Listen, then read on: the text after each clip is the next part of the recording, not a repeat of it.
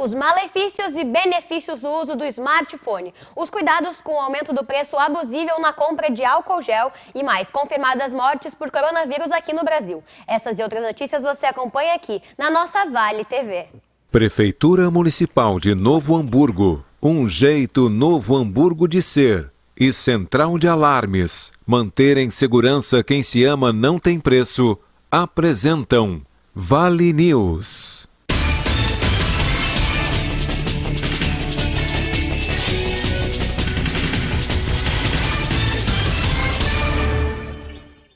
Olá, muito boa noite, sejam bem-vindos ao Vale News essa quarta-feira. Eu sou a Jordana Euti e te faço companhia até às 21 horas aqui na Vale TV. E a gente começa falando agora do uso do smartphone, que o uso incorreto do celular pode trazer malefícios à saúde física e psicológica, a gente já sabe. Mas você sabe dos benefícios do celular quando usado de forma correta e moderadamente? Não? Então acompanhe a reportagem da nossa parceira TVE.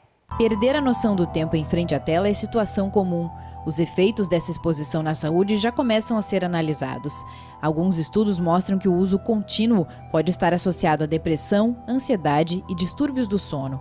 Amanda dedicou a tese de mestrado ao assunto, pesquisando o uso do celular e seu papel na regulação emocional.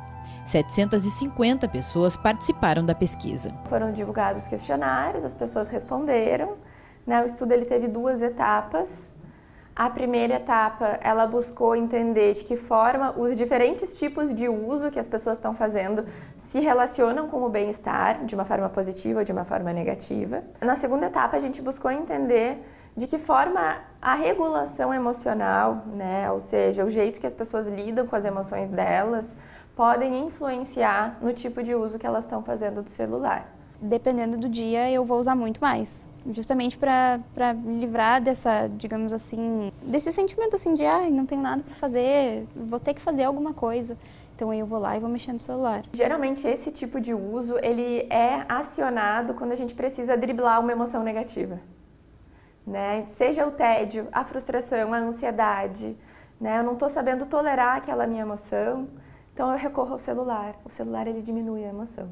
Hoje, usamos o celular de forma automática, para ler, para ouvir música, para acessar um mapa. E para além das funcionalidades, também dedicamos um longo tempo entre as redes sociais, como disse a pesquisadora, driblando uma emoção negativa que em algum momento precisaremos enfrentar.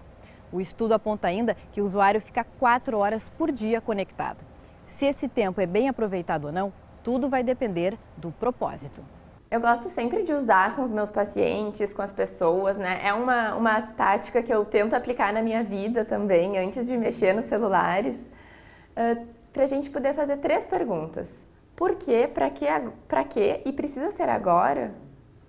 Então, se tu responde essas 3 principais perguntas, tu tá liberado para usar teu celular. Se não tem porquê, se não tem pra quê e se não precisa ser agora, dá uma esperada, Espera para quando for necessário tu fazer esse uso, aí tu vai lá e faz de acordo com os recursos que o celular vai te oferecer. É o que traz a conclusão do estudo.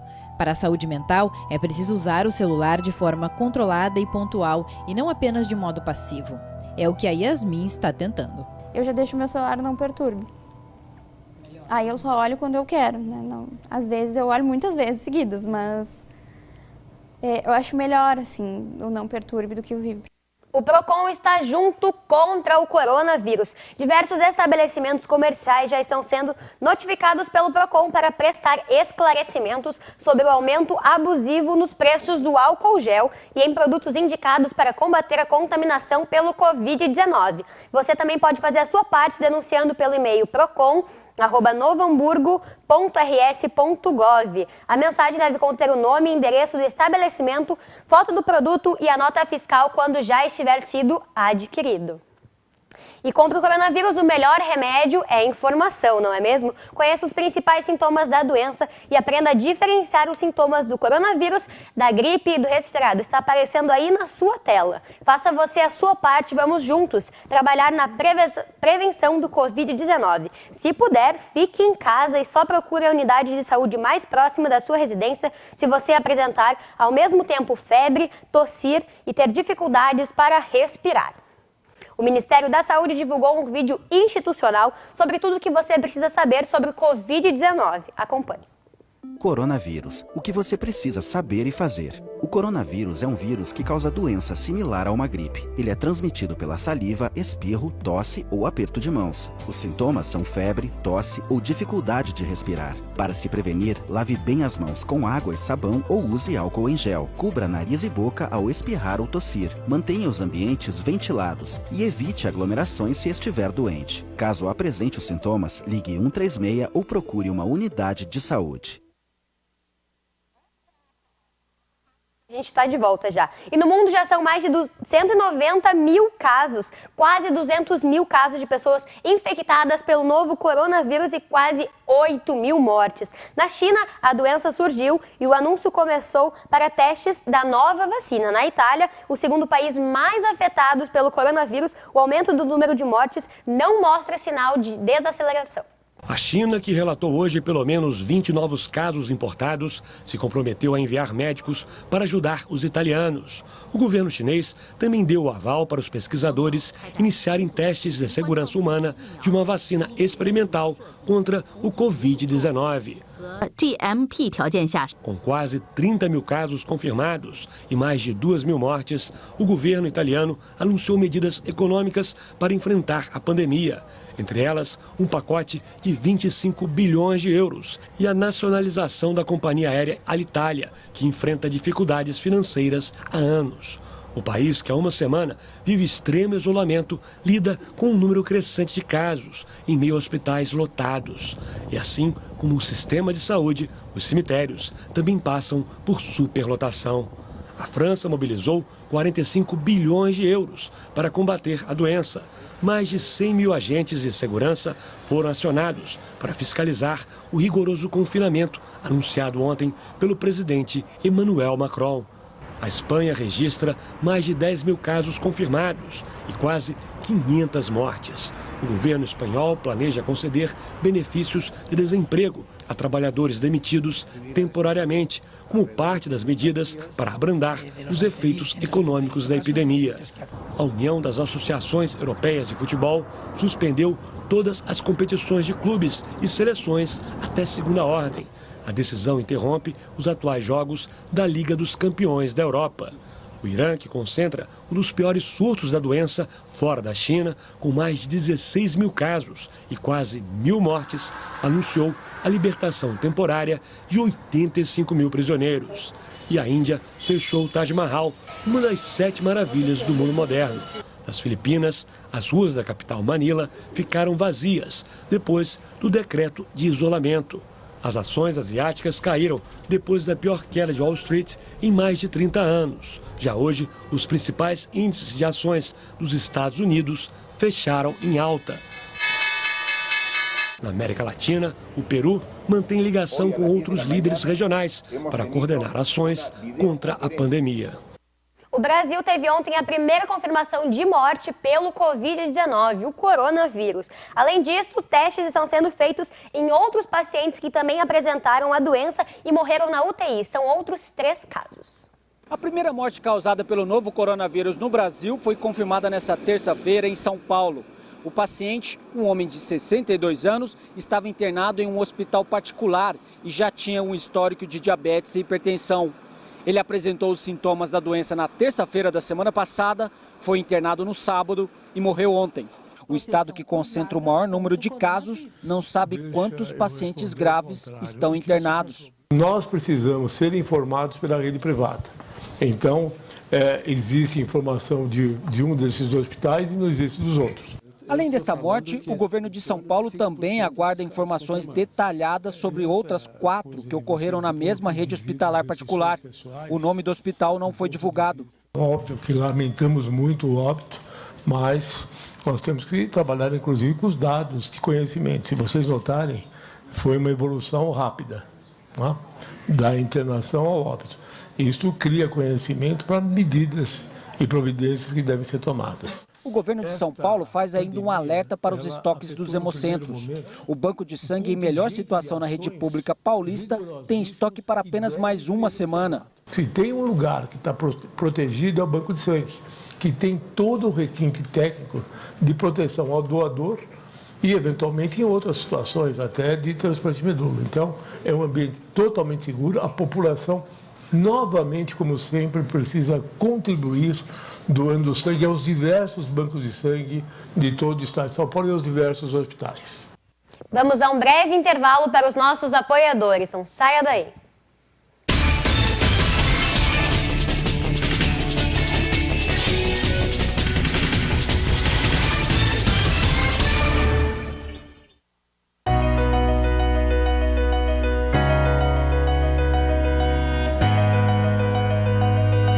Falando um pouco dos 30 anos da Forrotec, uma empresa que se estabeleceu no mercado setor calçadista de componentes em Novo Hamburgo e vem nesse tempo todo desenvolvendo produtos de alta performance, de qualidade para o setor calçadista, moveleiro e artefatos.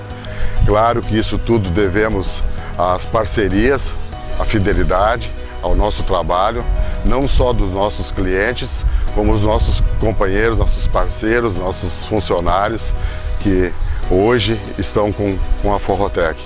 Então, vai aqui o meu agradecimento dos 30 anos.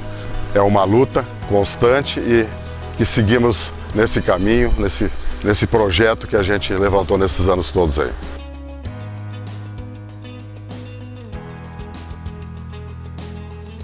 Novo Hamburgo tem amanhecido cada dia melhor e está de braços abertos para receber você. A cidade foi revitalizada para melhorar a vida da população. Jovens são preparados para um futuro com mais oportunidades.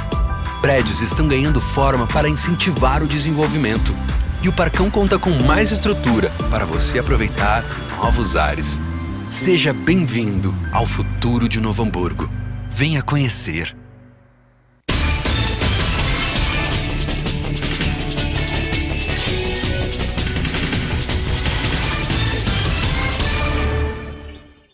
Estamos de volta e a gente começa esse segundo bloco com um alerta. Pessoas com doenças cardiovasculares têm mais risco de contrair o novo Covid-19. A taxa de mortalidade por infectados por coronavírus pode ser de até 3 vezes maior do que a média, segundo a Sociedade Brasileira de Cardiologia. Os cardiopatas são pacientes com hipertensão, arritmias e que já passaram por infartos, têm ou tiveram algum problema no funcionamento do coração. Essas pessoas estão no grupo de maior risco para o coronavírus, com mortalidade de 10,5%. A conclusão da Sociedade Brasileira de Cardiologia se baseia em estudos realizados com pacientes infectados na China. A infecção, ela entra pela via respiratória e a apresentação clínica dessa doença, especificamente, ela vai causar problemas respiratórios e cardiovasculares. Se o paciente é portador já de uma doença cardíaca, ele já tem uma reserva funcional do sistema cardíaco aquém das suas necessidades frente a uma infecção que tem um potencial grande de gravidade. Entre os pacientes estudados, as principais manifestações foram arritmias, seguidas por isquemias miocárdicas, miocardite e choque. A sobrecarga pode ser fatal para quem tem doença cardiovascular. O cardiopata tem que se cuidar de uma maneira realmente minuciosa, ele tem que monitorizar sinais e sintomas, qualquer mudança clínica, procurar o seu médico. Além dos cardiopatas, pessoas com outras doenças crônicas devem ter cuidados redobrados. Esse grupo representa de 25% a 50% dos pacientes infectados pelo coronavírus. As taxas de mortalidade são acima da média em casos de doença cardiovascular, diabetes, doença respiratória crônica, hipertensão e câncer.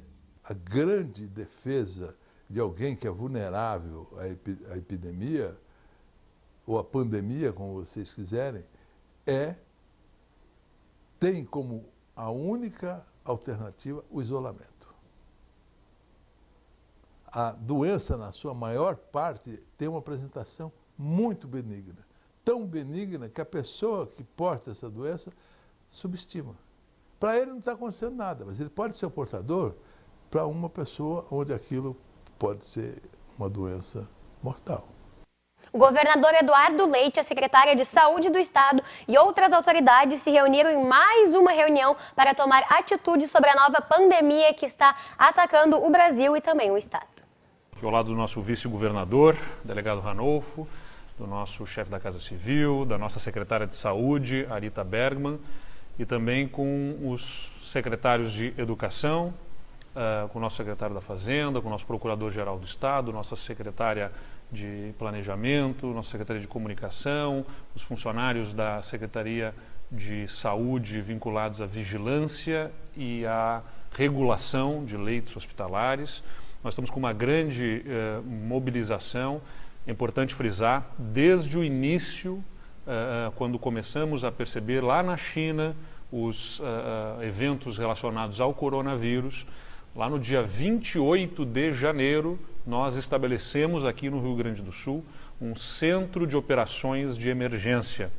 Esse centro de operações de emergência estabeleceu um plano de contingência que, mais uma vez, eu convido a todos, é público, para acessarem e conhecerem todo o trabalho que está sendo feito pela nossa equipe técnica, com muita serenidade, firmeza, determinados aí a enfrentarmos essa situação, e que estabelece toda a política da alta complexidade, que é a dos leitos hospitalares, onde são os hospitais, quantos leitos poderão ser disponibilizados. Está lá disponível em www.saude.rs.gov.br.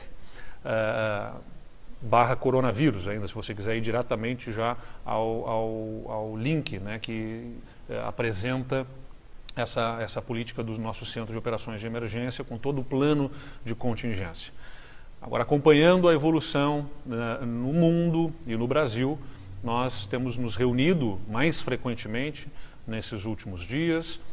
Inclusive ontem estive reunido com a equipe técnica, no domingo mesmo, do COI, do Centro de Operações de Emergência, avaliando dados, fazendo as projeções com a nossa equipe de estatística, analisando o que está acontecendo no mundo, e por isso estamos tomando novas providências. Na semana passada nós já publicamos um decreto com restrições dentro do próprio serviço público, suspendendo viagens, suspendendo eventos, tudo aquilo que pudesse ser adiado, sendo cancelado dentro do governo, e agora estamos passando a uma nova etapa. É importante dizer, não há motivo para pânico, né? Não há motivo para pânico. Todas essas políticas estão sendo estabelecidas para que nós possamos retardar o avanço da disseminação do vírus. Não há uma expectativa de que se contenha, de não termos o vírus sendo disseminado. A questão é disseminar esse contágio no limite da capacidade da nossa infraestrutura de saúde para atender aqueles casos mais graves. Então é importante dizer, nós vamos observar um aumento do número de casos de infectados com o coronavírus. O importante é que nós mantenhamos este número de infectados dentro da capacidade, especialmente aqueles que vão ter casos mais graves, mais complexos, que vão se agravar dentro da capacidade do atendimento da nossa rede de saúde. Ontem à tarde, o prefeito de Campo Bom e a secretária de saúde do município se pronunciaram sobre o caso de coronavírus na cidade, que, segundo eles, a Secretaria de Saúde, o infectado já está curado, e também falaram sobre os casos suspeitos em Campo Bom. Estamos ao vivo.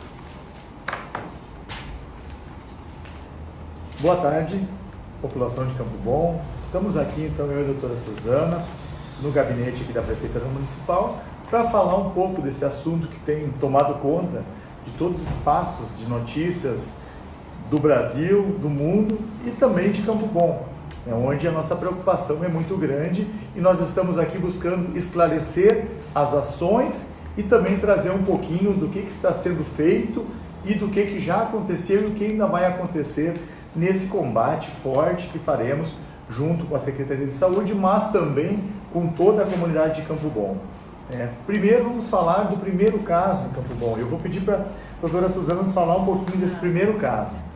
Nosso primeiro caso resolvido com muito sucesso, né? Então, felizmente, foi um senhor que passou, que contraiu o coronavírus e se recuperou muitíssimo bem, já está de volta, né, às suas atividades laborais, à sua vida familiar, né, e convívio social. A gente tem a dizer que a gente ouviu muita coisa por rede social, né, quanto a esse primeiro caso. Porque Campo Bom o caso, a quarentena virava em 2 dias. Não, a gente quer explicar então aqui, que é importante, que esse senhor ficou 18 dias, na verdade, afastado, né? Porque ele ficou todo aquele tempo. E o que realmente demorou mais até chegar a nós foi a liberação do exame. Então, quando chegou a liberação do exame, que todo mundo ficou sabendo, né, do caso, ele já estava praticamente saindo do seu isolamento, curado, né? Então, isso que para nós é uma questão importante. Que bom, e é uma coisa que também foi colocado, né, doutora Suzana, foi a questão dele ter vindo do exterior, então ele ter tido um isolamento máximo desde que ele chegou aqui no município de Campo Bom. O que, embora não nos tranquilize totalmente, mas nos deixa bastante seguros de que esse caso não causou contágios dentro do município, porque os próprios familiares estavam bem, não tinham sintomas, e graças a Deus houve a cura total, ele já está trabalhando. Isso nos deixa imunes? Claro que não, estamos trabalhando, o trabalho recém está começando. Claro que na questão de capacitação, na questão de orientação, já estamos trabalhando há praticamente 60 dias, muito fortes. E temos sim também, para a questão de transparência, queremos trazer um pouquinho mais da questão dos casos suspeitos do município. Eu gostaria que, Suzana, que tu desse um relato para que as pessoas muitas vezes não compartilhassem e aumentassem coisas que a gente sabe. Nós já estamos num caso bastante difícil, então as fake news muitas vezes acabam atrapalhando o trabalho da nossa Secretaria de Saúde e do município como um todo e deixando a população apavorada. E nós queremos dizer, nós estamos fazendo ações, todas as ações serão tomadas, mas dentro do devido tempo para que a gente consiga ter ações efetivas que vão realmente solucionar. Então, doutora, pudesse passar um pouquinho esse relato para nós? Né, prefeito, porque o que é importante para nós assim nesse momento é que a população tenha a serenidade de saber que vamos enfrentar uma coisa que nunca enfrentamos, né? Então também cada dia para nós termina sendo aprendizado.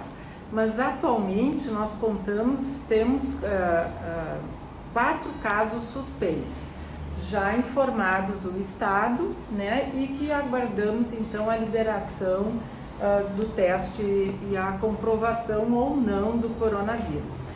São todos casos que vieram de fora. Então, isso também é outra coisa importante. São pessoas que vieram da Europa, que depois de 2, 3 dias no Brasil apresentaram sintomas, procuraram serviços, foi coletado material. Então, todos os casos, nenhum com contaminação de suspeito, né? Então, são casos todos que a gente pode dizer que são importados. O governo do estado do Rio Grande do Sul divulgou um vídeo muito importante para a prevenção do coronavírus, mostrando a maneira correta de lavar e higienizar as mãos. Confira.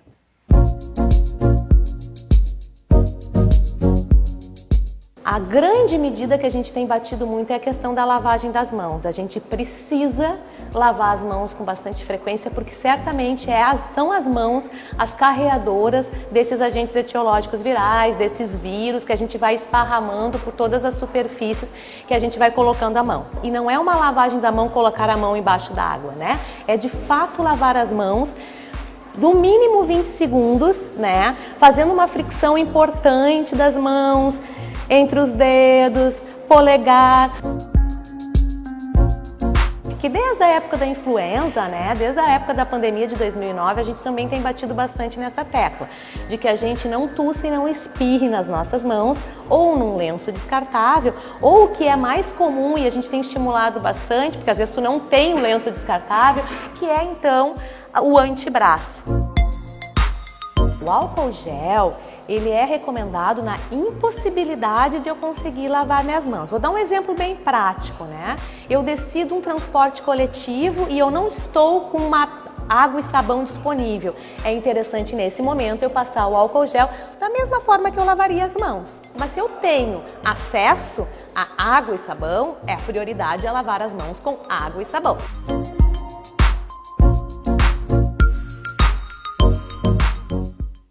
Saúde é o nosso bem. Confira as ações da Secretaria Municipal da Saúde e da Vigilância Sanitária para prevenir o Covid-19 e o coronavírus aqui em Novo Hamburgo. E ajude você também a compartilhar essa notícia. O vídeo que vocês vão assistir está disponível nas redes sociais da Prefeitura.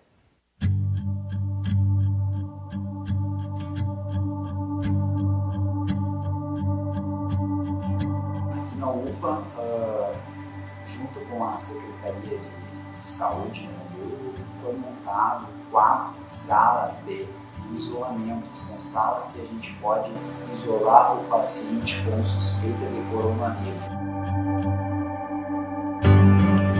Esse aí é um local onde é que a gente tem um material dos nossos EPIs, né, de proteção, material para também para a gente poder fazer o contato com o paciente. A gente isola o paciente, a gente faz a investigação desse paciente junto com a vigilância sanitária, tá?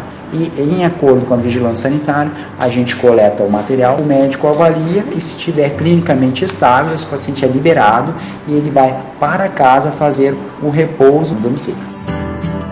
Aqui é uma sala onde a gente tem uma maca, tá? Que a gente pode fazer o exame físico no paciente. Geralmente se o paciente ele está estável, a gente coloca ele sentadinho aqui e não deixa ele nem muito se mobilizar dentro da sala.